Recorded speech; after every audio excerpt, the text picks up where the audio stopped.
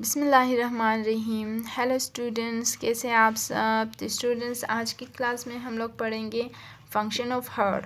तो students, last video में हम लोगों ने ये चीज़ पढ़ा कि heart pumps two type of blood, एक ऑक्सीजनेटेड ब्लड, सेकंड नंबर पे हमारे पास डीऑक्सीजनेटेड ब्लड था। तो ऑक्सीजनेटेड ब्लड का मतलब स्टूडेंट्स ये था कि ऑक्सीजन रिच ब्लड, मतलब ऐसा खून जिसमें ऑक्सीजन शामिल हो उसको हम लोग ऑक्सीजनेटेड ब्लड कहते हैं। और वो खून जिसमें ऑक्सीजन की कमी हो, ऑक्सीजन मौजूद ना हो, तो उसको हम लोग डीऑक्सीजनेटेड ब्लड कहते हैं। सही, ये चीज़ हम लोगों ने लास्ट वीडियो में सीखी।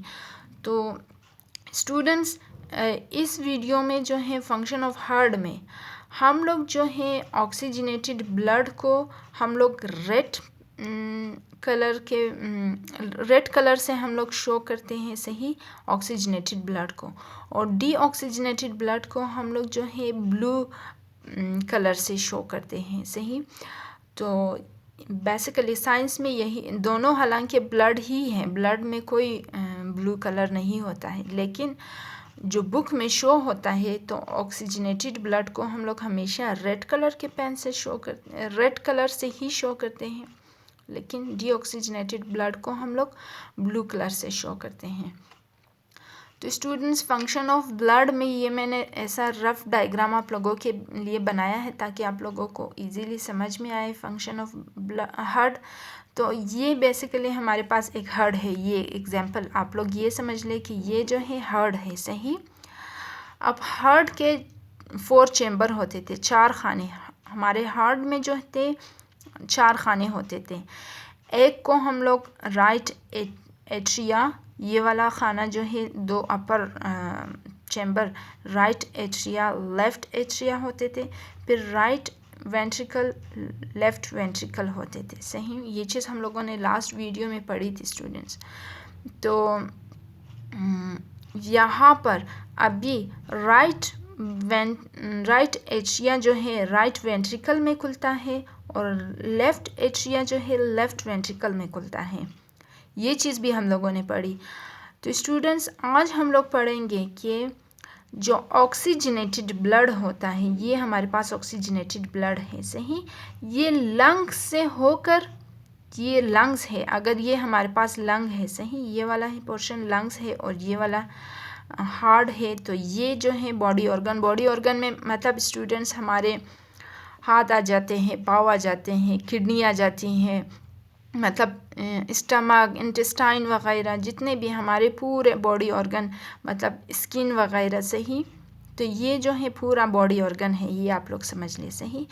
तो हम लोग ऑक्सीजन अपने लंग्स से लेते हैं, तो फिर यहाँ से लंग्स से ऑक्सीजन जो है हमारे ब्लड में शामिल हो जाता है, तो वो ऑक्सीजनेटेड ब्लड बन जाता है।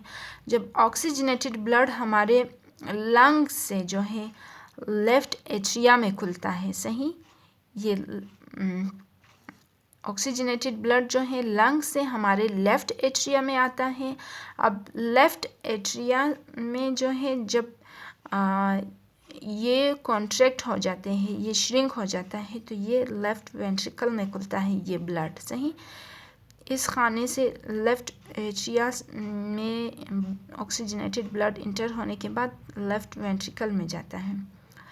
तो बिल्कुल इसी तरह जब यहाँ लंग से ऑक्सीजनेटेड ब्लड यहाँ आता है हमारे लेफ़्ट एट्रिया में, तो बिल्कुल इसी तरह हमारे बॉडी ऑर्गन से डीऑक्सीजनेटेड ब्लड, जिसमें ऑक्सीजन नहीं होता है, डीऑक्सीजनेटेड ब्लड जो है राइट एट्रिया में जाता है, सही।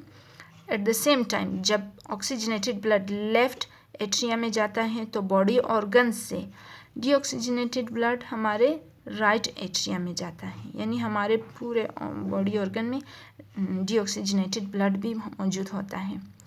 जब ये दोनों एक साथ श्रिंकेज हो जाती हैं, मतलब एक साथ सिकुड़ जाती हैं, कॉन्ट्रैक्ट हो जाती हैं, सही, ये दोनों खाने अपर वाले चैम्बर राइट एट्रिया और लेफ़्ट एट्रिया, जब ये दोनों एक साथ श्रिंक हो जाते हैं, सही, सिकुड़ जाते हैं, तो फिर वो एक प्रेशर पड़ता है, ये वाल्व की मदद से, यहाँ पर छोटे वाल्व होते हैं, सही। तो राइट एट्रिया का ये जो डीऑक्सीजनेटेड ब्लड है ये राइट वेंट्रिकल में जाता है, सही। तो लेफ़्ट एट्रिया का जो ऑक्सीजनेटेड ब्लड है ये लेफ़्ट वेंट्रिकल में चला जाता है स्टूडेंट्स।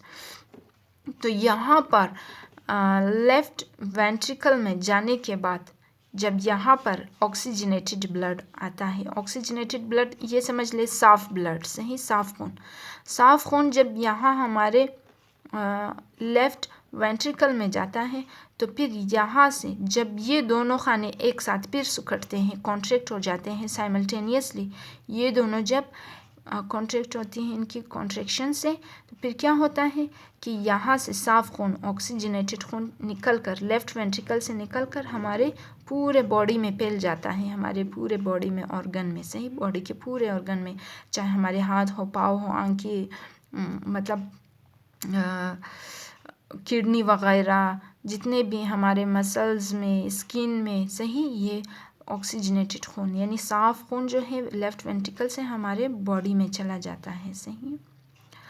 तो फिर इसी दौरान जब ये दोनों एक साथ सिकुड़े थे ना, फिर ये दोनों भी एक साथ सिकुड़ गए थे लेफ़्ट वेंट्रिकल से, इन दोनों की एक साथ साइमल्टेनियसली कॉन्ट्रैक्शन से, तो फिर राइट वेंट्रिकल से इसमें गंदा खून यहाँ से यहाँ आया था, डीऑक्सीजनेटेड खून, सही।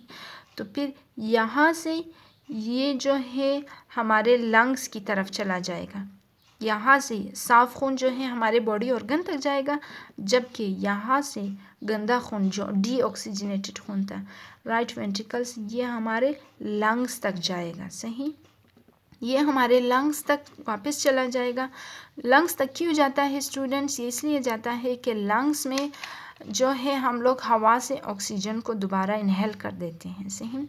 हवा से जो है हम लोग ऑक्सीजन इनहेल करते हैं, हमारे लंग्स में जो है एल्वोलाई में, जो एल्वोलाई क्या था, ईयर बैग्स था ना, तो उसमें से जो है ऑक्सीजन दोबारा ये गेन कर लेता है खून में, सही, ब्लड में ऑक्सीजन शामिल हो जाता है, तो फिर वापस जो है वो ब्लड साफ़ होता है, उसमें ऑक्सीजन शामिल होता है, तो वो ऑक्सीजन शामिल होने के बाद दोबारा क्या होता है, लंग्स से निकल कर ये हमारे लेफ़्ट एट्रियम में जाता है। फिर यही प्रोसेस चलता रहता है पूरा दिन जो है, मतलब ये हमारा हार्ट जो है क्या करता है, एक पंप्स की तरह काम करता है, जिसमें से दो टाइप्स ऑफ खून निकलते हैं, ये ऑक्सीजनेटेड और दूसरा डीऑक्सीजनेटेड।